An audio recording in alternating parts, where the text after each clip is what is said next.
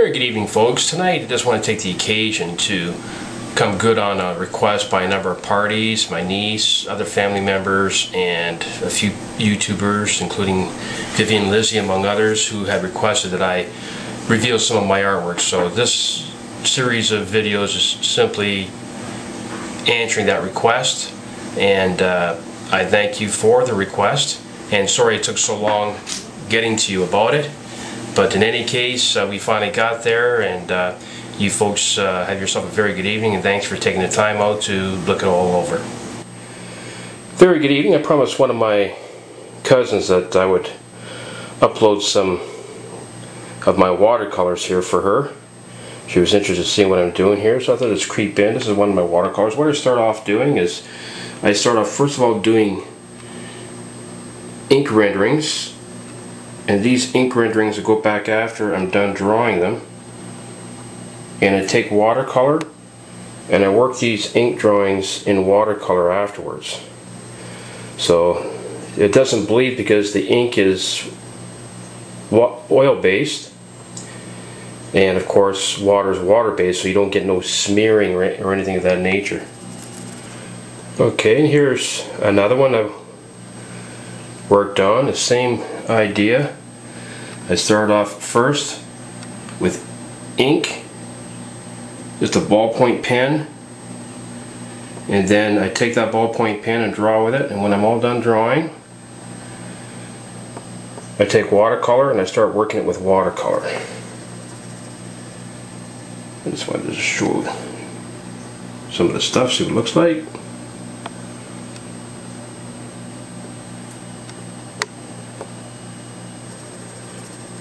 Now a lot of these are just combined little doodles that I put together. They're not really finished pieces of artwork, they're more like doodles, and then I take the doodles after I'm done with them and work them into, for practice sake, to develop myself somewhat in my technique. So this was done the same way. It started off as a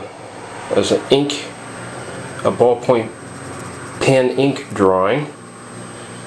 And then when I completed that, I then took watercolor and I started to apply the watercolor to it. And the same thing here. This started off as an ink drawing, and then when the ink drawing is complete, take watercolor and I work it with watercolor.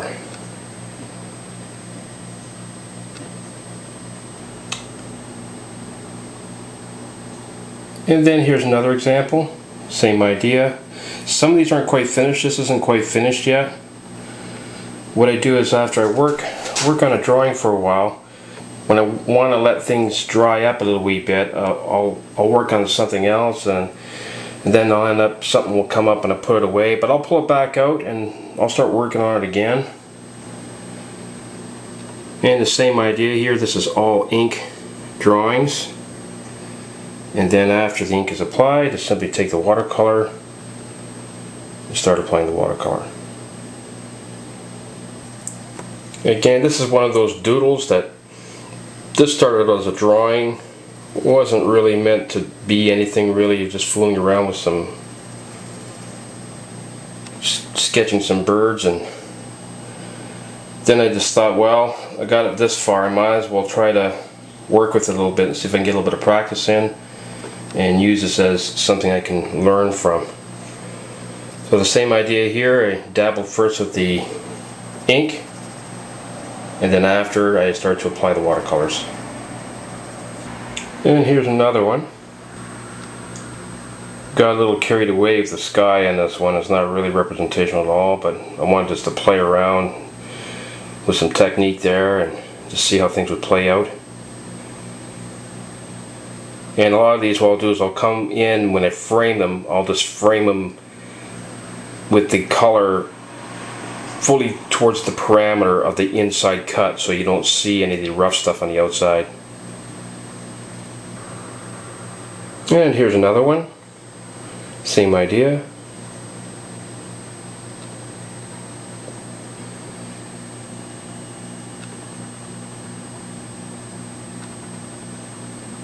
And when I go to frame this, the same idea. I make sure that the parameter of the cut is such that it doesn't interfere at all with the roughage on the outside of the work.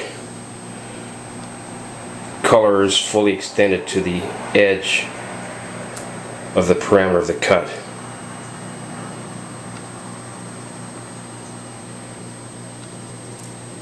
And here's another one. Same idea here.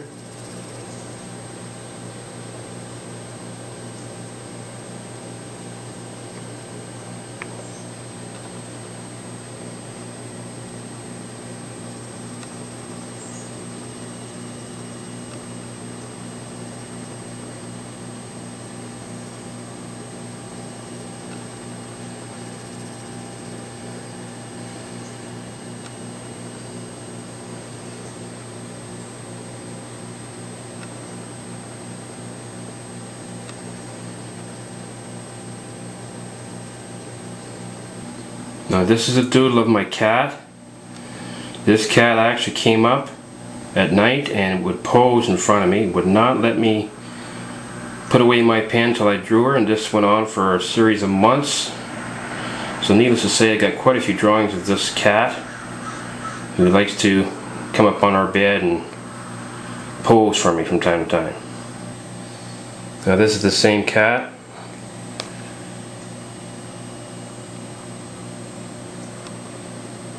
And her name is Jane. Her brother's name is Tarzan. We got them both at the same time. So this is our little Janer here. Okay, and here's another. Again, this is ink, ballpoint pen, and then when done drawing, I go on top of the drawing and add the watercolor.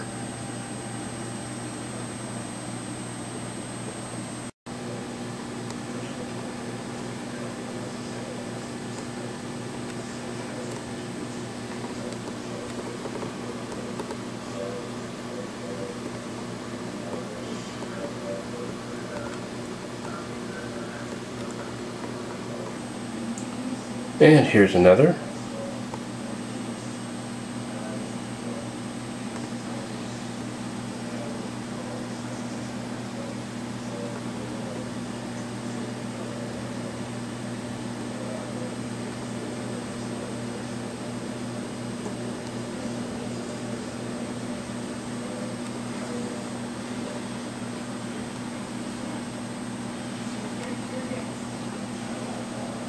And again, this is the cat I alluded to earlier that is continually coming up on my bed and posing.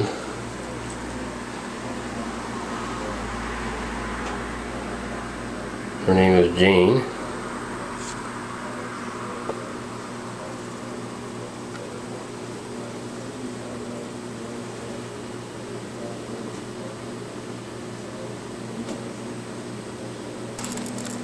I thought I'd just kind of show where things are roughed out.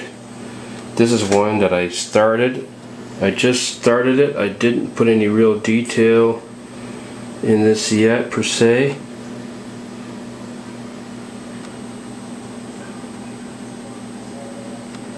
And I have done nothing whatsoever in terms of watercolor with it. It's waiting for me to actually come back in here and to finish this drawing.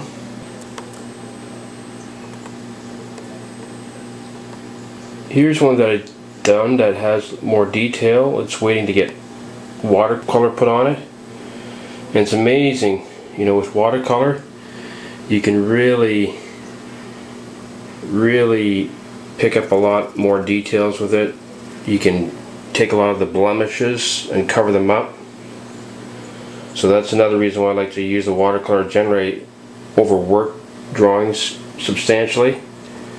But the watercolor is forgiving in that it gives me another chance to come back in and to compensate somewhat by putting color on it.